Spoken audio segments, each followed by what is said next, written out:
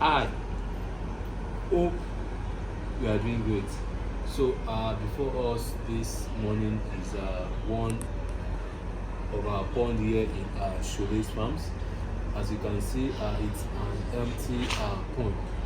So, the essence of today's video is just to educate ourselves as regards pond management practices. As you all can see, we have no fish inside this pond, and we still have water inside. We actually lowered this water day before yesterday. So for those of us that keep our pond empty without water just because there are no fish inside, please and please, it's a very wrong approach.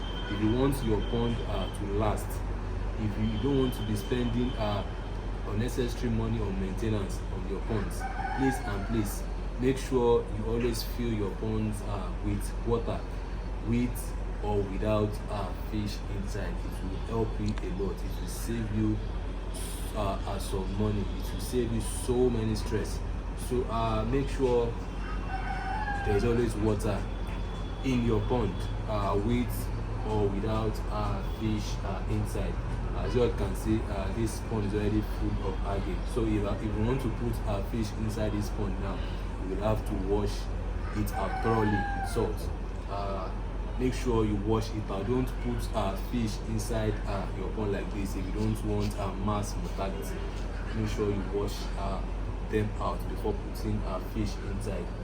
But like I said earlier, with or without fish, make sure your pond is always filled with water. It will allow your pond to last for a period of years or months you're expecting it to last for. So that will be that for today. If you love what you see, don't forget to hit the like button. If you're on YouTube, Facebook, Instagram, TikTok, Twitter, kindly follow all our social media pages. Thank you for watching today's video. Do enjoy the rest of the day.